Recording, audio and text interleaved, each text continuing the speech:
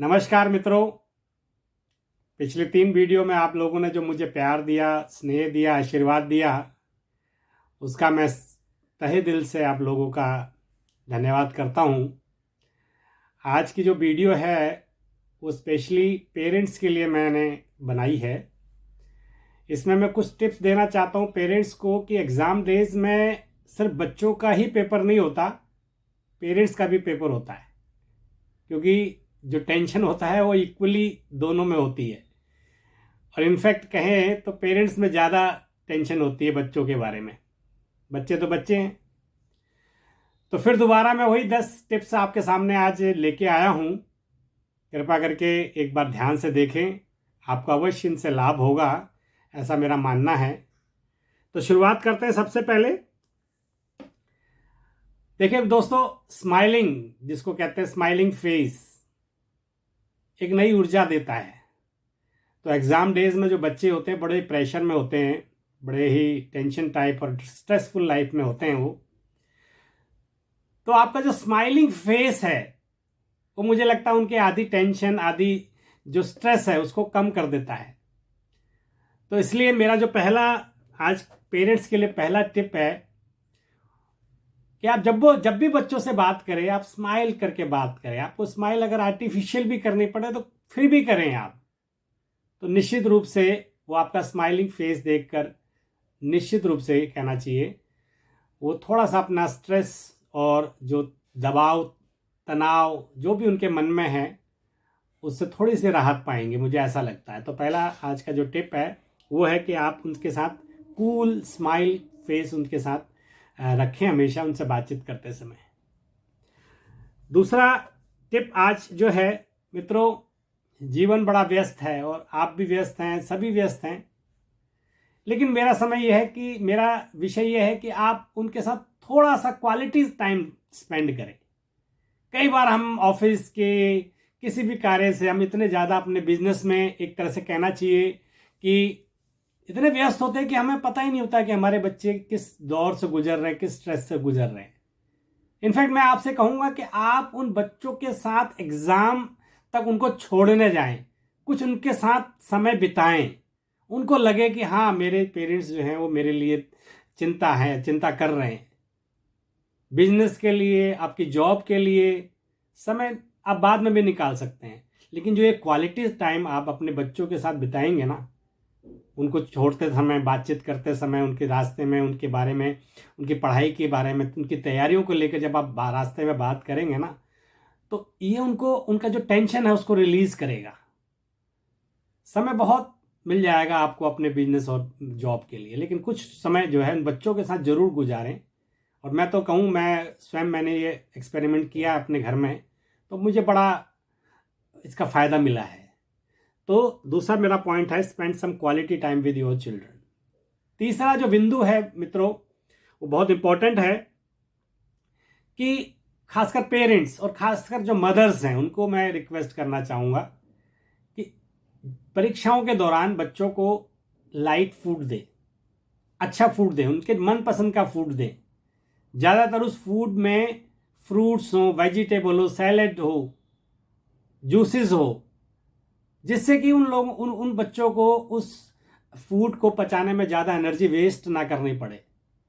तो खासकर मदर्स मेरी बात का ध्यान रखेंगे, उनको समय समय पर आधे घंटे बाद 1 घंटे का छोटे छोटे ब्रेक्स जो है उनको दें।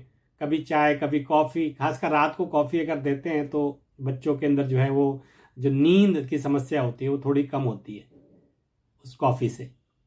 तो बच्चों को लाइट फूड दें, खासकर जो लेविश फूड है जैसे पनीर या जो भी प्रकार का जो फूड होते हैं उसको अवॉइड करें इन दिनों। तो खासकर जो कहना चाहिए स्पाइसी फूड होता है, जो बाजार का जो रेडीमेड फूड होता है, वो तो बिल्कुल ही अवॉइड करें। तो इसलिए पेरेंट्स, खासकर मदर्स, मेरी इस बात को जरूर ध्यान रखें। चौथा मेरा एक पॉइंट है कि आप अपने बच्चों को जिस समय वो पढ़ाई करते हैं तो एक हेल्प कर सकते हैं, आप उनके साथ बैठ सकते हैं या नहीं बैठ सकते, ये कोई मायने नहीं रखता, लेकिन आप उनकी चीज़ों को संभाल सकते हैं। जब आपको पता है अगला पेपर बच्चे का इकोनॉमिक्स का है, तो आप इतने तो पढ़े लिखे हैं, कम से कम उनकी बुक्स इत्यादि जो भी हैं उनसे रिलेटेड मटेरियल है, आप उनके लिए अलग से एक स्थान पर रख सकते हैं।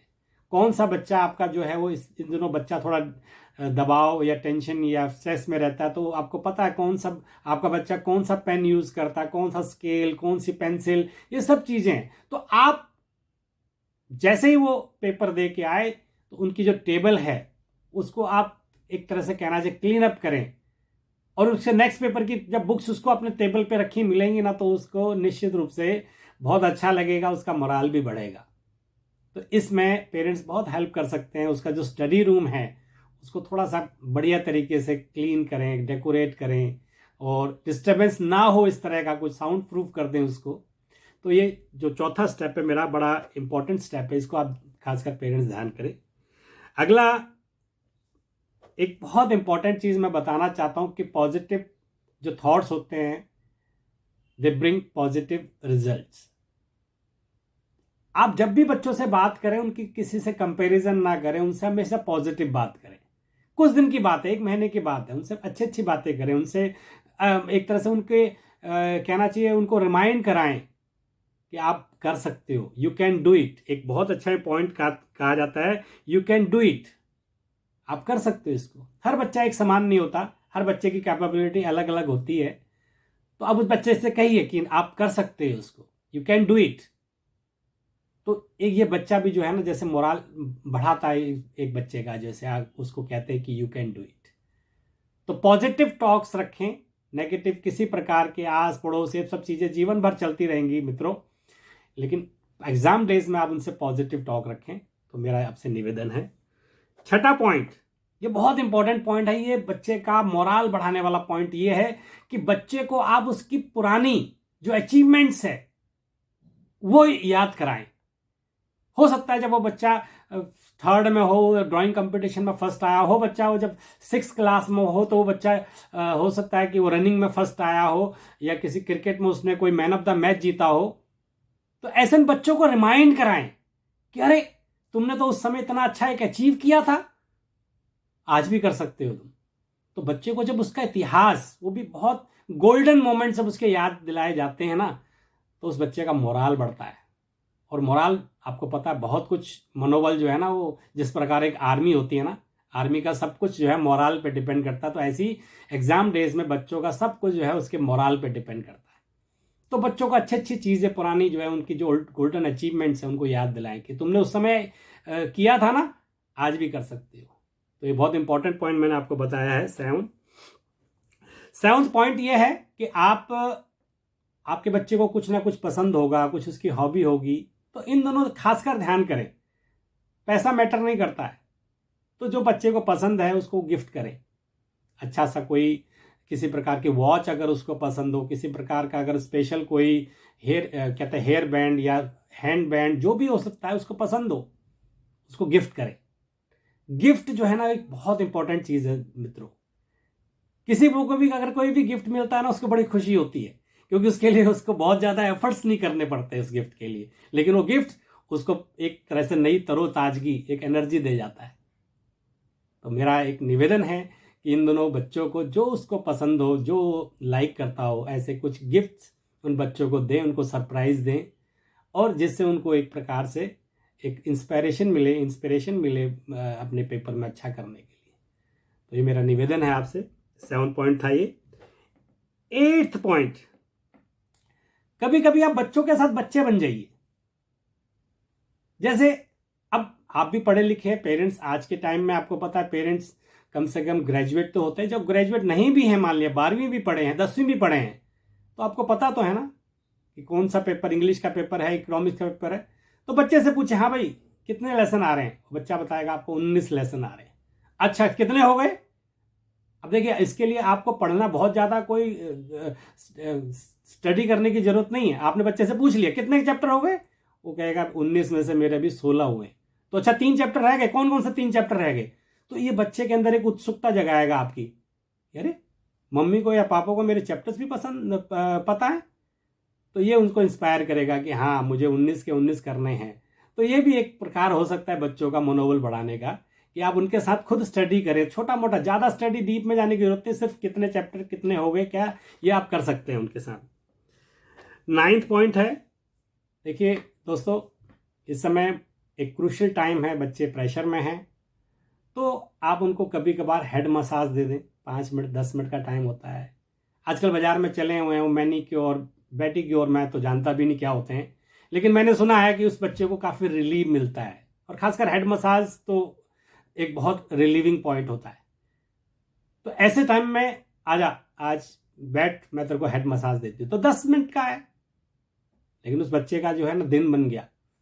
उस बच्चे की जो है ना सारी नर्व्स खुल गई, उसको जो भी कुछ भूल गया था वो एकदम याद आने वाला है, सारा इंस्पायर होने वाला है, उसका मनोबल बढ़ने वाला, मोराल उसका बढ़ जाएगा बच्चे का। तो बच्चा एक दिल से जब खुश होता है तो दिल से पढ़ाई भी करता है।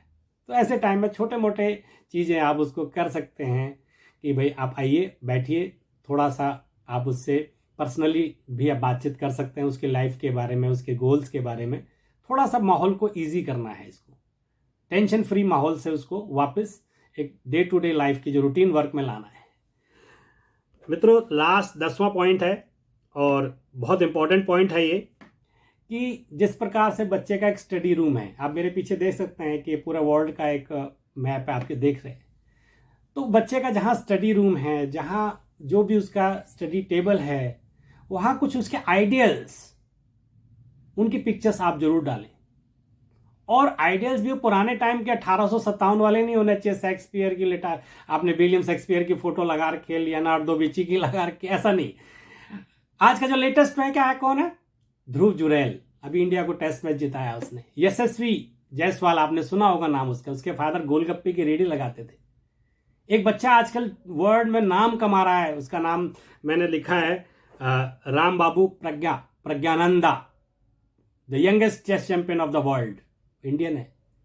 तो ऐसे जो यंग आइडियल हैं, इन आइडियल्स के जो है पिक्चर्स आप उसके कमरे में, उसके स्टडी टेबल पर, उसके स्टडी बोर्ड पर, उसके पूरे कमरे में लगाएं, जिससे कि वो बच्चा इंस्पायर हो कि हाँ, अगर ये कर सकते तो मैं भी कर सकता हूँ। तो ऐसे कुल मिला के मैंने 10 बिंदु आपसे शेयर किए हैं। मैंने शुरू में ही बताया कि हमारे जो पेरेंट्स हैं वो भी पेपर दे रहे होते हैं एक तरह से, इनडायरेक्ट वे में। बच्चे तो प्रैक्टिकली जाके एग्जाम रूम में पेपर दे रहे होते हैं, लेकिन जो हमारे पेरेंट्स हैं वो भी इनडायरेक्ट रूप से पेपर दे रहे होते हैं इन दिनों एग्जाम डेज में। तो ये कुछ पॉइंट्स मुझे पेरेंट्स को रिमाइंड कराने के लिए मैं आज लगता है मुझे कि ये जरूर पेरेंट्स फॉलो अप करें। सारी चिंताएं, जितने भी आस पड़ोस में क्या हो रहा है, सब भूल के आप सिर्फ बच्चों पर एक बार कंसंट्रेट करें। बच्चे को जो पसंद है, बच्चे के बारे में जो बच्चे को अच्छा लगता है, उसको उसके साथ वैसा ही बर्ताव करें। कुछ दिन की बात है, 1 महीने में एक पेपर खत्म हो जाएंगे। और खासकर जो बोर्ड के बच्चे हैं, सीबीएसई बोर्ड के बच्चे हैं, उनके लिए तो ये वंस फॉर ऑल है। एक बार देना उन्होंने, फिर जीवन भर के लिए। कई बार क्या होता है ना, 1 मार्क 2 मार्क से रह जाता तो बच्चा जीवन भर फिर जो है वो रिपेंट करता है, पछताता है कि मेरे 1 या 2 नंबर से रह गया। तो ये स्थिति आपके बच्चों के साथ ना हो, ऐसा मेरा निवेदन है। पेरेंट्स, आप जागरूक हो जाइए, और ये जो पेपर आप बच्चों के साथ दे रहे हैं, इसमें आप अपना भी योगदान दीजिए, जिससे कि आपका बच्चा जो है वो एक्सेल करे अपनी फील्ड में, अपने सब्जेक्ट में। तो ये सब निवेदन करते हुए, मेरा नाम देवेंद्र दीवान। अगर आपको ये चैनल पसंद आए, आपको कुछ भी इसको लगता है इससे लाभ हो, तो इसको सब्सक्राइब करें और औरों लोगों को भी इसको शेयर करें, कमेंट करें। मैंने आपसे निवेदन किया कि कमेंट जरूर करें, मुझे बताएं कि हाँ, कुछ सुधार मैं भी कर सकता हूँ। मैंने भी पूरा अपना जीवन का अनुभव आपके सामने रखा है, कुछ अनुभव आपके भी होंगे। तो आप कृपया करके एक बार जरूर अपनी बातों का जो है वो कमेंट के थ्रू मुझे बताएं कि कुछ गलती मुझसे भी हुई होगी, कुछ गलतियां हो सकता है आपने देखी होगी, तो जरूर कमेंट करें, मुझे बताएं। धन्यवाद।